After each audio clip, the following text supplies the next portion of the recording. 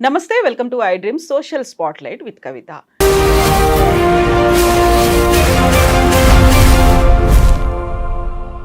చిలుకూరు ఆలయ అర్చకులు రంగరాజన్ మీద వీరరాఘవరెడ్డి అటాక్ తర్వాత బోల్డ్ అన్ని అంశాలు ప్రస్తావనలోకి వస్తున్నాయి, ప్రశ్నలుగా మిగిలిపోతున్నాయి. వీరరాఘవరెడ్డిని అయితే పోలీసులు అరెస్ట్ చేశారు. ఆ తర్వాత జరుగుతున్నటువంటి పరిణామాలకు సంబంధించి హక్కుదారులు కూడా ఒక ప్రెస్ మీట్ పెట్టబోతున్నారు. ఎట్ ద సేమ్ టైం దేవాలయం మీద తమకే హక్కు ఉంది అంటూ సుప్రీంకోర్టు తీర్పునిచ్చింది అని చెప్తున్నారు. దీంతో పాటుగా చిలుకూరు ఆలయ అర్చకులు అక్రమాలు అన్యాయాలు విపరీతంగా ఉన్నాయనేటువంటి ఒక వాదన కూడా వినిపిస్తుంది. యాక్చువల్గా చిలుకూరు ఆలయానికి సంబంధించి హిస్టరీ ఏంటి, ఎందుకనేది ఎండోమెంట్ పరిధిలో లేదు, వంశపారంపర్యంగా అదే కుటుంబం ఎందుకని అర్చకత్వం చేస్తోంది, వీటన్నిటికీ సంబంధించి వివరాలు తెలుసుకుందాం. మనతో పాటుగా చిలుకూరు ఆలయానికి సంబంధించి చిలుకూరు ఒక భక్తి విప్లవం అనే ఒక డాక్యుమెంటరీని గతంలో తీసినటువంటి సీనియర్ జర్నలిస్ట్ మనతో పాటుగా ఉన్నారు భరద్వాజ గారు. సార్ నమస్తే. నమస్తే అండి. సార్, చిలుకూరు ఆలయం ముందు నుంచి అదొక వీసాలకి ఒక టెంపుల్ లాగా ఉంది. అంతకు ముందు కూడా చిలుకూరు ఆలయానికి సంబంధించి ఒక విశిష్టత అనేది ఉంది అనేది ఎండోమెంట్ పరిధిలోకి లేదు అనేది సడన్గా ఒక రామరాజ్య స్థాపన కోసం కొంతమంది గ్యాంగ్ వెళ్ళారు, అటాక్ చేశారు. ఆ తర్వాత 2 రోజులు కామ్గా ఉన్న తర్వాత బయటకు వచ్చింది, పోలీసులు అరెస్ట్ చేశారు. ఆ తర్వాత వస్తున్నటువంటి ఈ ఎపిసోడ్స్ అనేవి ఎలా చూస్తున్నారు సార్ మీరు? అంటే చిలుకూరు ఆలయానికి ఒక ప్రత్యేకత ఉందండి మొదటి నుంచి కూడా. అంటే అక్కడ ఏ రకమైనటువంటి రుసుములు వసూలు చేయరు వాళ్ళు. అలాగే లోపల కొబ్బరి చిప్పలు కూడా వాళ్ళు కలెక్ట్ చేయరు. జనరల్గా కొబ్బరి చిప్పలు ఒక చిప్ప భక్తుడికి ఒకటి దేవుడికి అని తీసుకుంటారు. తీసుకుని దాన్ని వేలంపాట వేస్తారు. అలాంటి వ్యవస్థ కూడా ఏం లేదు అక్కడ. టికెట్లు లేవు, ప్రత్యేక అర్చనలు లేవు. ఎవరైనా సరే క్యూలో వచ్చి అర్చన చేయించుకుని వెళ్ళిపోవటమే అనే పద్ధతి. దేవుడి ముందు అందరూ సమానులే, ఎవరికి ప్రత్యేకమైనటువంటి గౌరవాలు ఉండవు, ఎవరైనా సరే ఒకటే దేవుడి ముందు అనేది ఒకటి థియరీగా వాళ్ళు డెవలప్ చేస్తూ వచ్చారు. అయితే దీనికి ఒక నేపథ్యం ఉంది. ఆ నేపథ్యం ఏంటంటే ఎన్టీ రామారావు గారు ఎండోమెంట్ యాక్ట్ తీసుకొచ్చాడు. 30/87 అంటారు దాన్ని. ఈ 30/87 యాక్ట్లో ఆయన అనువంశ అర్చకత్వాన్ని రద్దు చేశాడు. అది కీలకమైనటువంటి నిర్ణయం. అలాగే అర్చకులకు కూడా రిటైర్మెంట్ ఏజ్ పెట్టాడు ఆయన. పెట్టి ఆ ఏజ్ వచ్చేసరికి వాళ్ళు రిటైర్ అయిపోవాలి అన్నాడు. ఈ రిటైర్మెంట్ అయిపోయిన తర్వాత రిక్రూట్మెంట్ గవర్నమెంట్ నిర్వహిస్తుందని చెప్పాడు. అది దేవాదాయ శాఖ నుంచి కానీ ఏపీపీఎస్సీ నుంచి కానీ జరుగుతుంది అన్న ధోరణిలో వెళ్ళాడు ఆయన. ఇది అర్చక లోకాన్ని కలవరపరిచింది ఆ రోజుల్లో.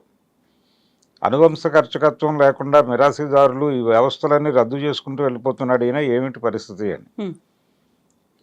ఇలా ఆలోచిస్తున్న క్రమంలోనే అలంపూర్లో నరసింహస్వామి ఆలయంలో భీమసేనాచారి అనేటువంటి ఒక అర్చకుడు గర్భగుడిలో దీనికి వ్యతిరేకంగా ఉరివేసుకుని చనిపోయాడు.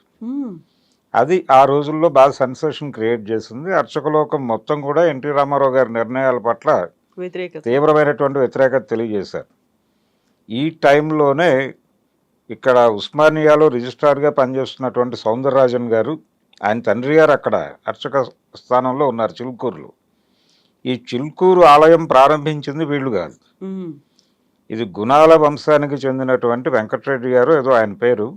ఆయన తిరుపతి వెళ్ళలేని పరిస్థితుల్లో ఉన్నప్పుడు నువ్వే ఒక ఆలయాన్ని నిర్మించుకు, నేను అక్కడే ఉంటాను అని ఆయనకి కల్లో కనబడి దేవుడు చెప్తే, వెంకటేశ్వర స్వామి చెబితే ఆయన అక్కడ ఆలయం నిర్మించాడు. దానికి ఏదో కొంత భూములు అవి ఇచ్చాడు ఆయన.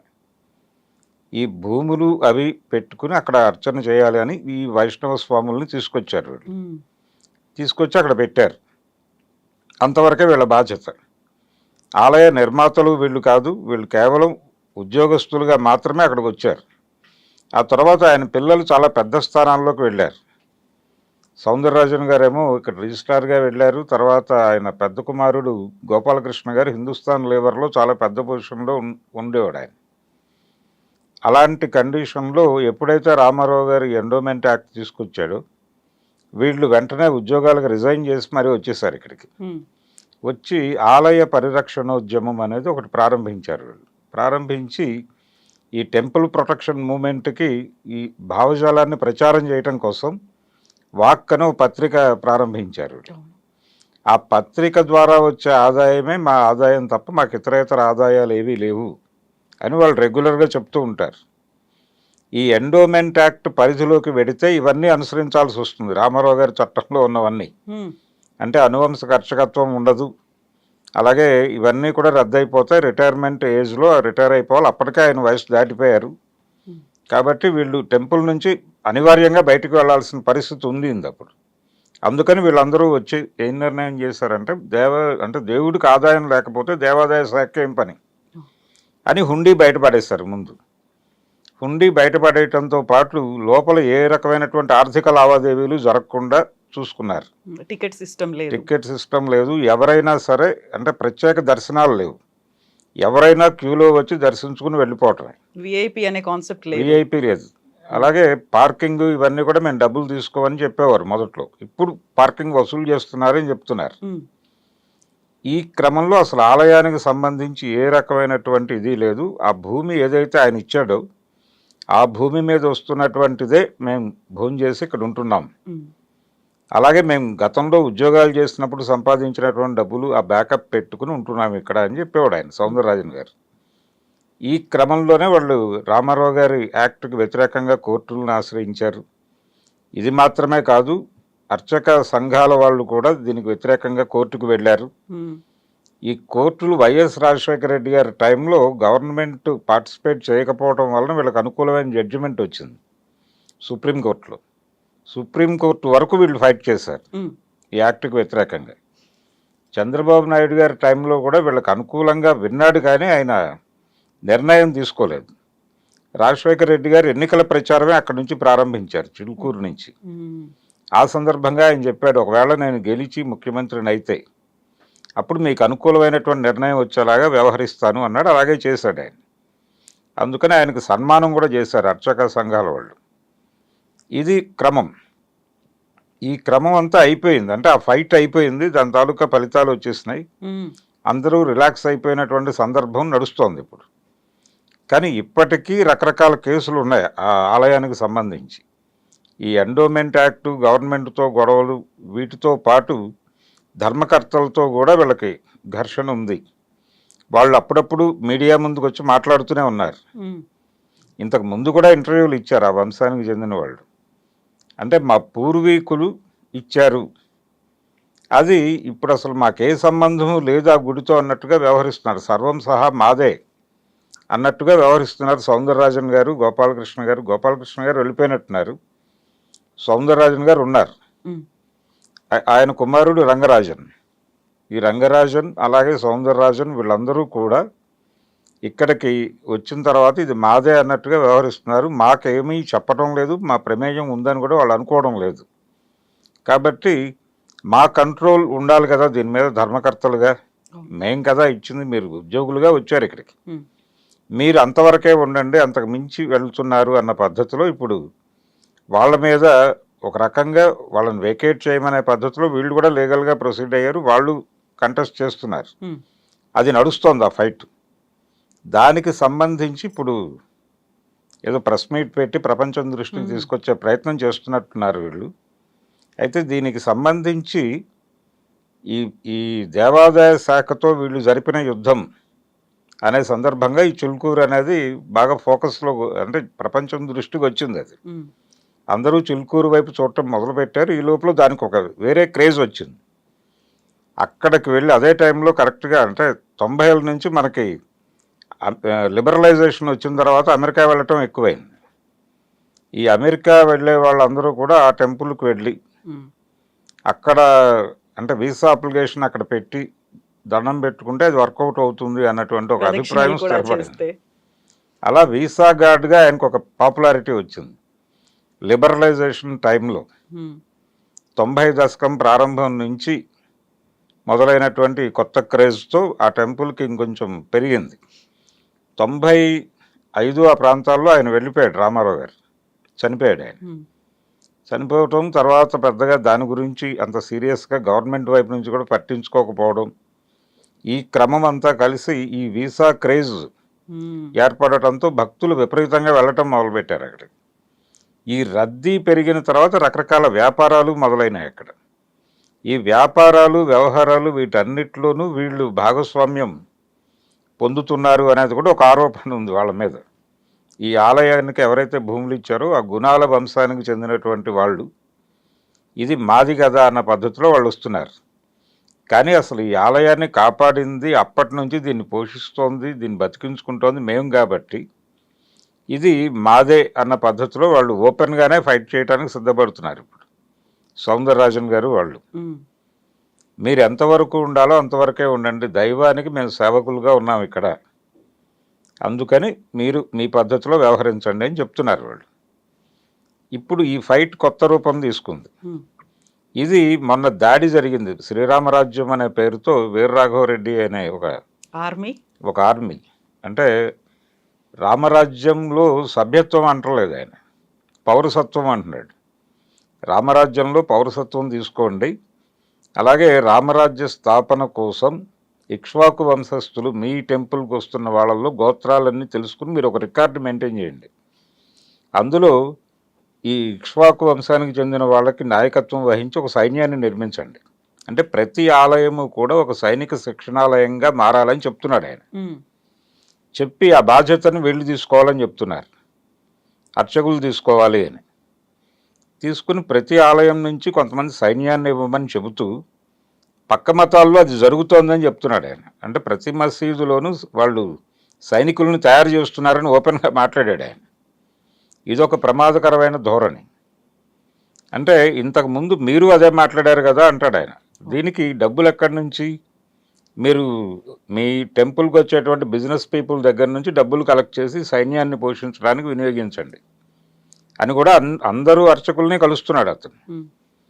ప్రతి ఆలయ అర్చకుడిని కలిసి మీ పేరేమిటి, మీ గోత్రం ఏమిటి, మీ ప్రవర్ చెప్పండి, ఇలా అంటే ఒక యూట్యూబ్ ఇంటర్వ్యూలో కూర్చోబెట్టి వాళ్ళని నెమ్మదిగా వాళ్ళని బుల్డోజ్ చేయటం అనే ప్రోగ్రాం తీసుకుంటున్నాడు అతను. అందులో భాగంగానే ఈ చిలుకూరు ఆలయానికి సంబంధించి దీనికి ఒక ప్రత్యేక అస్తిత్వం ఉంది కాబట్టి వీళ్ళ నుంచి ఎక్కువ సహకారం అడిగాడు అతను. ఈయన తిరస్కరించాడు, ఎందుకంటే టెంపుల్ ప్రొటెక్షన్ మూవ్మెంట్కి వీళ్ళ నాయకులు కాబట్టి మేము అలా యాక్సెప్ట్ చేస్తామన్న టోన్లో వెళ్ళాడు ఆయన. మేము లీగల్ ఫైట్ చేస్తున్నాం కదా అంటే, లీగల్ ఫైట్ ఏంటి, నువ్వు ముష్టెత్తుకుంటావా నువ్వు న్యాయమూర్తుల దగ్గర అని మాట్లాడాడు అతను. ఇలా ఒక విచిత్రమైన భాష వాడుతూ అంటే రామరాజ్య స్థాపన, సైన్యము, ప్రత్యామ్నాయ ప్రభుత్వము దాకా వెళ్ళాడు ఆయన. పాలకుడు అంటున్నాడు, మిమ్మల్ని ఈ ప్రాంతానికి పాలకుడిని చేస్తాను అంటున్నాడు ఆయన ప్రతి ఆలయ పూజారితో. అంటే ఒక ప్యారలల్ గవర్నమెంట్ నిర్వహిస్తున్న ధోరణిలో ఈ పద్ధతిలో మాట్లాడటం అనేది చూసాం. అతను దాడి చేసిన తర్వాత ఇప్పుడు వీళ్ళు మాట్లాడటం మొదలుపెట్టారు. అంటే నిజానికి ఆయనకి సంఘీభావంగా చాలా హిందూ సంఘాలు అవి మాట్లాడుతున్నాయి. ఆర్ఎస్ఎస్ వాళ్ళు కూడా చాలా తీవ్రంగా ఖండించారు అతని వాదనని, అలాగే ఆయన మీద జరిగిన దాడిని ఖండించారు, ఓన్ చేసుకునే ప్రయత్నం చేస్తున్నారు. ఇది ఒకటి నడుస్తోంది. ఈ నడుస్తున్న టైంలో ఇప్పుడు ఈ ధర్మకర్తలు ముందుకు రావటం అనేది అక్కడ వినిపిస్తున్న ఇంకొక మాట ఏంటంటే, అక్కడ రియల్ ఎస్టేట్ వ్యాపారం విపరీతంగా ఉంది చిలుకూరు ఏరియాలో.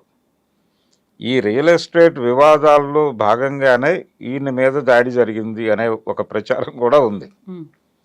ఈ ధర్మకర్తలు వీళ్ళు రెడ్లు, ఇప్పుడు ఆ దాడి చేసిన వ్యక్తి రెడ్డి, ఇదొక ప్రచారం నడుస్తోంది. ఇలా ఒక 14 స్పెక్యులేషన్ న్యూసెస్ నడుస్తున్నాయి అక్కడ.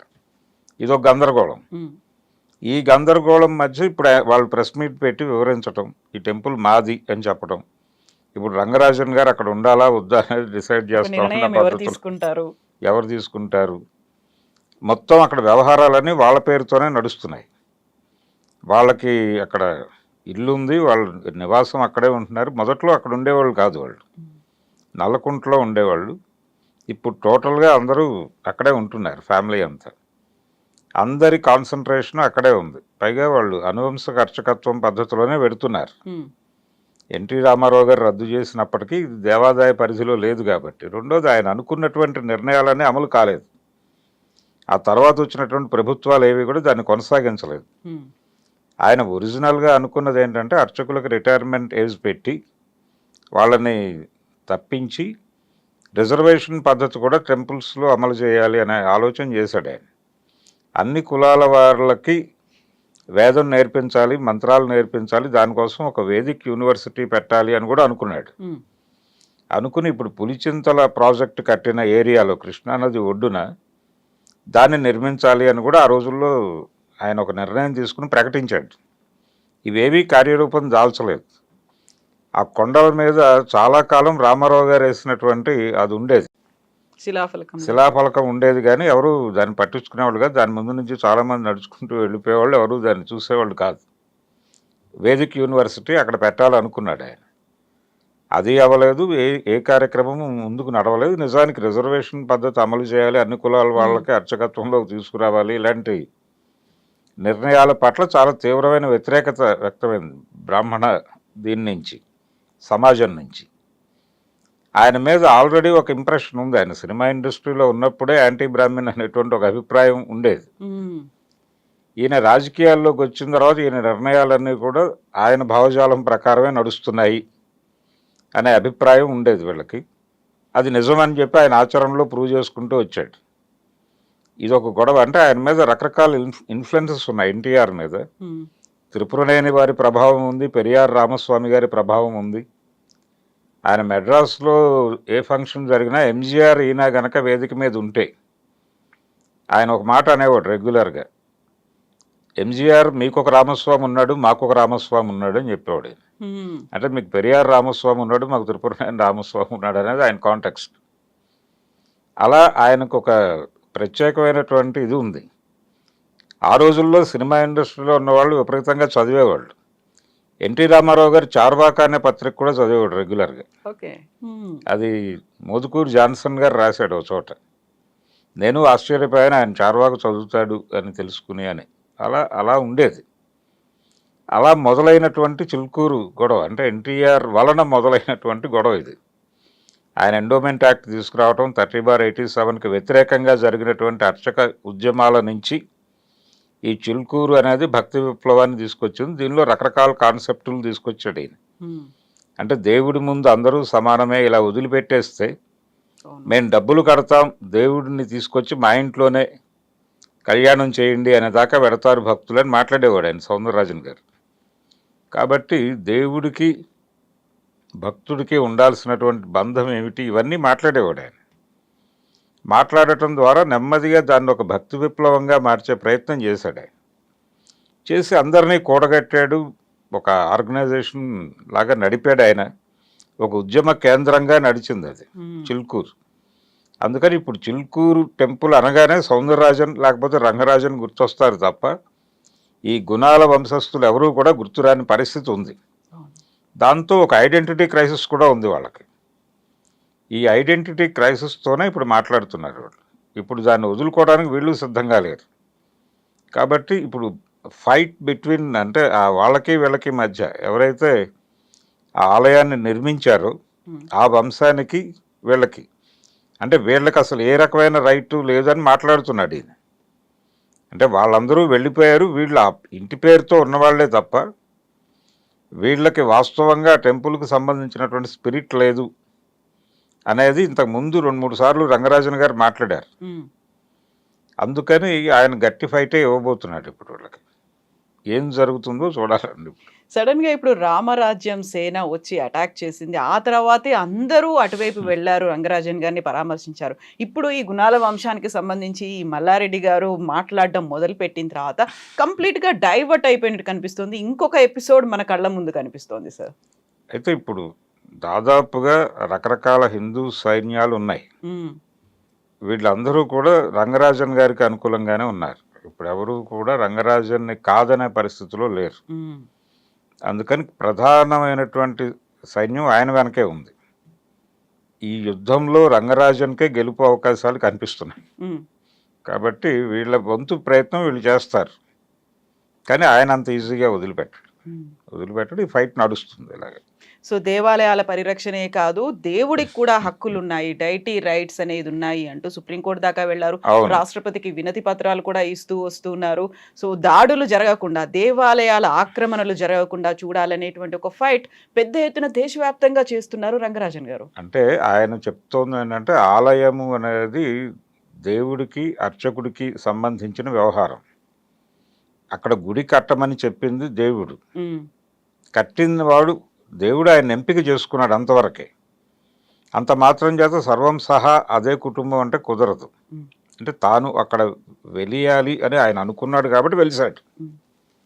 ఇది అంటే రామాయణంలో కూడా ఒక ఇంప్రెషన్ ఇస్తారు. అంటే విష్ణుమూర్తి తాను మానవ జన్మ ఎత్తాలి అనుకున్నప్పుడు ఎవరికి జన్మించాలి అనేది ఆయనే ఎంపిక డెసిషన్ చేసుకున్నాడు. తీసుకున్నారు. అవును. అంటే ఆయనే ఒక ఎంపిక చేసి వీళ్ళైతే బాగుంటుంది, ఈ గర్భాన పుట్టాలి అని ఆయనే నిర్ణయం తీసుకుని జన్మించాడని చెప్తారు. హ్మ్. ఆ విధంగా ఈ గుణాల వంశస్థుడిని ఎంపిక చేసుకున్నాడు అంతే తప్ప ఆయన వీళ్ళకేం ప్రమేయం లేదు అనేది వీళ్ళ ఆర్గ్యుమెంట్. హ్మ్. అంటే భగవంతుడికి అర్చకుడికి సంబంధించిందే ఆలయం, మిగిలిన వాళ్ళందరూ కూడా నిమిత్త మాత్రులే హ్మ్. అన్న ధోరణిలో ఈయన ఆర్గ్యుమెంట్ అంతా నడుస్తోంది. దానికి సంబంధించి ఆయన విస్తృతమైన ప్రజాభిప్రాయాన్ని తనకు అనుకూలంగా కూడగట్టుకోగలిగాడు. ఒక రకమైన వర్గ పోరాటం లాంటిది ఇది. హ్మ్. అంటే అర్చకుడికి ధర్మకర్తకి మధ్య యుద్ధంలా మార్చాడు దీన్ని. అంటే గవర్నమెంట్తో ఫైట్ చేసి విజయం సాధించినటువంటి ఒక చరిత్ర ఉంది మాకు, కాబట్టి మీతో ఫైట్ చేయటం మాకు పెద్ద కష్టమేం కాదు అన్న ధోరణిలో వ్యవహరిస్తున్నారు. ఆ! వీళ్ళేమో భూములు మావి, గుడి మాది, మేము కట్టినటువంటి గుడిలో మీ అజమాయిషి ఏమిటి అనేది ఒక టెనెంట్ పద్ధతిలో చూస్తున్నారు వాళ్ళు. హ్మ్. అంటే సౌందరరాజన్ గారి కుటుంబాన్ని ఇప్పుడు వేకేట్ చేయమంటే ఇల్లు ఇప్పుడు ఎవరైనా సరే టెనెంట్ యాక్ట్ ప్రకారం కూడా వీళ్ళకి సాధ్యమయ్యే పని కాదు అది. అంటే ఒక ఇంట్లో ఇంతకాలం అద్దెకున్న వాళ్ళకి ఏదో మేరకు హక్కు ఉంటుంది అన్న ధోరణిలో ఆయన వెళితే ఇప్పుడు వీళ్ళు ఏం మాట్లాడగలరు అనేది ప్రశ్న.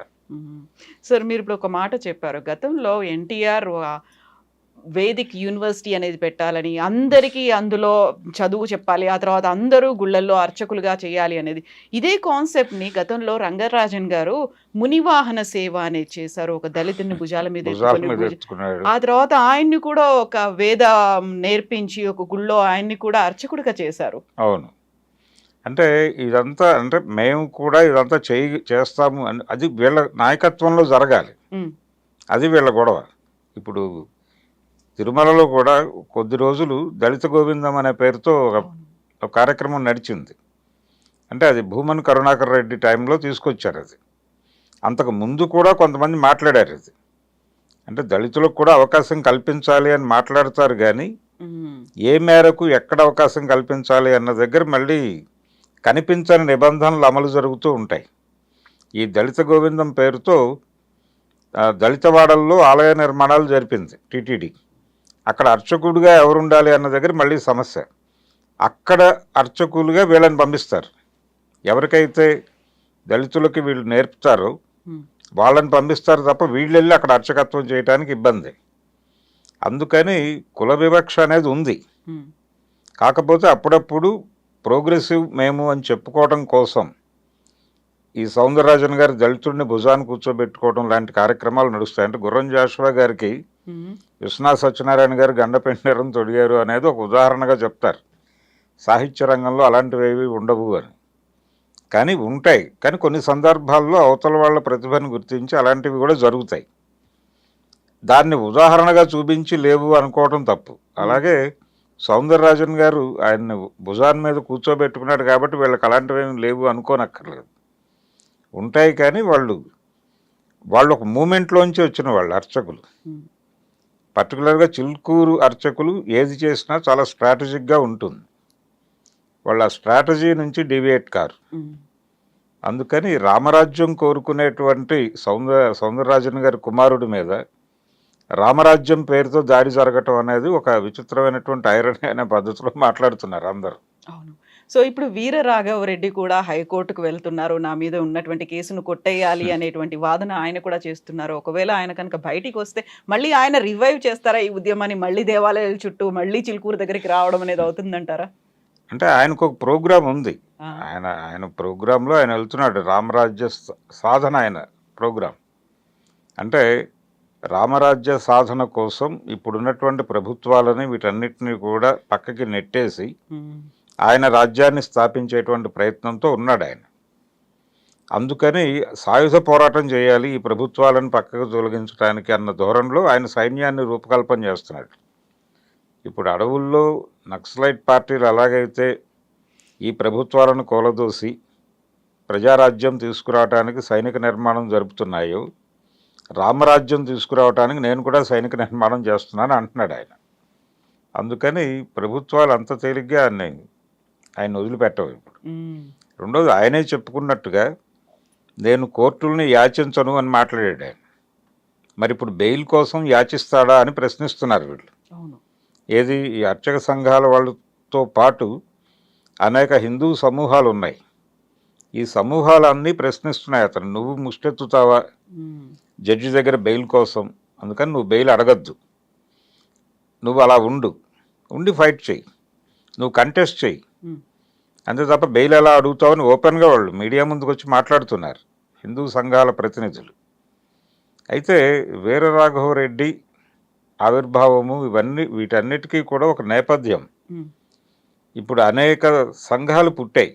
అంటే ఈ దేశంలో హిందూ రాజ్య స్థాపన అనేది కనిపించకుండా ఒక అండర్ ప్లేలో నడిపి ఇక్కడ హిందువులకు విపరీతమైన అన్యాయం జరిగిపోతోంది అనే ప్రచారం ద్వారా, అంటే మెజారిటీ మతం ప్రమాదంలో ఉంది అని చెప్పి మెజారిటీ మతం మొత్తాన్ని తన ఓట్ బ్యాంకుగా కన్సాలిడేట్ చేసుకోవడానికి ఒక రాజకీయ పార్టీ 80 నుంచి కసరత్తు చేస్తోంది, భారతీయ జనతా పార్టీ. అంతకు ముందు జరిగింది, అది జనసంఘ్ పేరుతో జరిగింది. మధ్యలో జనతా పార్టీలో వెళ్ళారు వాళ్ళు. జనతా నుంచి భారతీయ జనతా పార్టీగా బయటకు వచ్చిన దగ్గర నుంచి సంఘ్ పరివార్ అనేక ప్రజా సంఘాలు పెట్టింది, 100కు పైగా. గాయత్రి, మహిళా సేన, ఇలా రకరకాల పేర్లతో స్లోగన్స్ కనిపించేవి గోడల మీద ఆ రోజుల్లో. ఇదంతా ఇప్పుడు వాళ్ళు సక్సెస్ఫుల్ మోడల్గా ఉన్నారు. 3 సార్లు ప్రభుత్వాన్ని ఏర్పాటు చేశారు కేంద్రంలో, 4వసారి కూడా ప్రభుత్వాన్ని వాళ్ళే ఏర్పాటు చేస్తారనేటువంటి ఇంప్రెషన్ ఉంది. కాంగ్రెస్ పార్టీ వీళ్ళని అడ్డుకోలేని పరిస్థితుల్లోకి వెళ్ళిపోయింది అనే వాతావరణం కనిపిస్తోంది జనాల్లో. ఇది ఒక సక్సెస్ఫుల్ మోడల్ కనిపించడంతో చాలామంది ఈ హిందుత్వ ఐడియాలజీని ప్రమోట్ చేయటం కోసమే మేమున్నామని చెప్పి చాలా వ్యవస్థలు ఏర్పడిపోతున్నాయి వాటంతట అవే. ఎందుకంటే ఇది ఒక సక్సెస్ఫుల్ మోడల్ కనిపిస్తోంది కాబట్టి ఎదురుకుండా. అలా ఏర్పడిందే ఈ రామరాజ్యం. అంటే రామరాజ్యం అనేటువంటి రాఘవరెడ్డి గారికి ఇన్స్పిరేషన్ ఇక్కడి నుంచే వచ్చింది. సంఘ్ పరివార్ నిర్వహణలో నడిచినటువంటి ఇదంతా ఆయనకి ఇన్స్పిరేషన్. దాదాపు ఇదే భావజాలం మాట్లాడతాడు ఆయన కూడా, తేడా ఏమీ లేదు. కాకపోతే ఆయన మిలిటెంట్గా వెడుతున్నాడు. ఆ మిలిటెన్సీకి గుర్తింపు వచ్చేస్తుందనేటువంటి అభిప్రాయంతో మిగిలిన హిందూ సంఘాల వాళ్ళు దాడి చేస్తున్నారు అతని మీద. ఒకవేళ ఈ చిలుకూరు వ్యవహారం జరగకపోతే ఆయన వీళ్ళందరితోనూ ఇంటరాక్ట్ అవుతూనే ఉన్నాడు. ప్రతి